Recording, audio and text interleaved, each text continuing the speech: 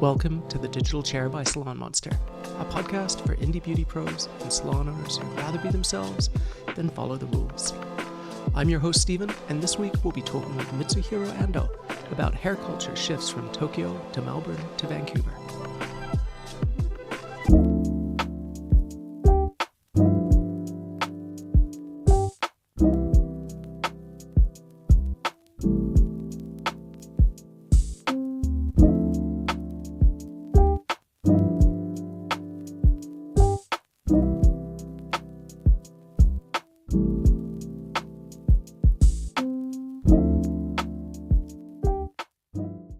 Awesome. Yeah. So terrific to meet and chat with you. Would you like to introduce yourself and tell me a bit about your background? Okay, cool. I came in Vancouver almost 4 years ago. It's a really city in Vancouver. I vibe like a Vancouver vibes. So I didn't want to work like a local barbershop. So I was lucky, like I found here is like a very cool, which is a nice vintage style barbershop. So I'm really happy right now. Awesome. How did you find Belmont and Rich? Actually, I don't know. So I just found by myself like a Google map so when I was in Tokyo. So it's such a very cool barber shop. When I get there, so I might try to come in the barber shop right here. Yeah. That's awesome. And so how did you get into hairdressing originally? I grew up in Tokyo, so I went to hairdresser like a school in Tokyo, but I switched to barbers almost 9 years ago in Australia. Yeah, when I was in Melbourne, so it's a really cool barbershop. It's called Good Barbershop, like a Melbourne. Yeah. Nice. And what drew you to barbering after starting more in traditional hairstyling? I haven't done fade, like a skin fade hair cutting. So I'm really curious. I was interested in skin fade hair cutting, but now very popular. I think 10 years ago, nobody knows like a skin fade hair cutting. Totally. Yeah, so do you like using razor more, scissors? Yeah, now mostly like a mix, razor and hair cutting, like texturing on top. And like a mixed skin fade on side. Not like most like a popular hairstyle, Malay hairstyle. It's kind of like a fusion mix, like a hairdressing, barbering. And so, having grown up in Japan and now cutting in Vancouver, do you find there's like a different hair culture between the two countries? Yeah, actually, quite different cultures. I think Japan has especially like a kind of like a specific like a Japanese hairstyle. So like it's good means like which is trending hairstyle in Tokyo. But like here is more like people are like finding like a worldwide like a trending hairstyle. So which is similar like a London in Paris or like very similar.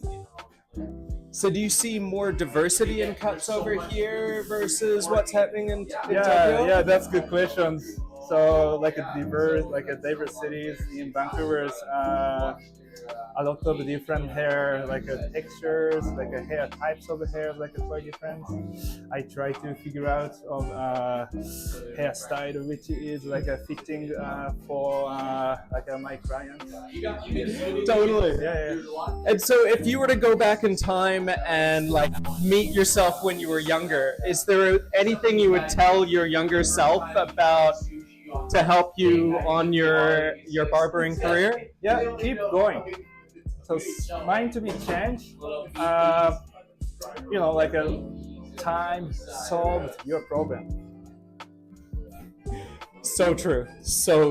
Yeah. And are there any barbers or anyone that you're following right now in terms of inspiration that you look to for styles? Yeah. Sometimes I go to museum when I go to when I travel different cities. Even I like checking architecture and stuff, like kind of like I don't know, like a nice which is inspiration from any different cultures. Cool. Yeah, I actually started, my degree was originally in architecture, so that's sort of where I came up from. I love walking Tokyo for the architecture. It's so good. Yeah. Vancouver's architecture is but Yeah, that's there's some reasonable even stuff. our capital cities in Victoria. Yeah, I like the different Victorian style architecture there. totally. Yeah, it's probably novel and interesting for you because it's different. For me, I'm going to Tokyo and I'm like, oh, it's so interesting here. Yeah. But this building, I think the oldest building in Mount Pleasant. Is it? Yeah, I didn't know that. Since 1907 or 19, kind of 20s. Yeah. Oh wow. 100 years old building. Cool. It's an awesome one. Yeah, very Hanging out in the basement here. Yeah. And so coming from Japan, are there any things that you learned in Japan about hair that is different to what we teach here in North America that you think is interesting? Yeah, very interesting. So here's mostly focusing on using the clippers, barbering the stuff, more so it's kind of different. In Japan, it's more how do you describe even people working a barbershop from assistants. Yeah, it's a different job in Japan. But even in Japan, mind to be getting a change, a working environment or any working style. But I grew up almost 15 years ago in Japan, hairdressing, barbering cultures. Yeah, I don't know. Yeah, absolutely. Do you think there's more apprenticeship in Japan in the hair industry, or do people still tend to go the hair school route in Japan? Yeah, basically people tend to go hair school after high school. Yeah. Most of the people start from 19 years old or 20 years old. Yeah. I haven't seen not many people are going to kind of barbering school after university. Yeah. Even I didn't go to university. Yeah. Absolutely. Yeah. Oh, that's really cool. That's really cool. Did you guys have any questions that you wanted to throw in there? You were too busy filming. Well, it's so brilliant. It's so nice to get to meet you. Thanks so much. And actually, do you want to tell people, do you have an Instagram account or anything if people want to follow you? Oh yeah, I have an Instagram account. MITS Ando, Mitsuhiro Ando, from me.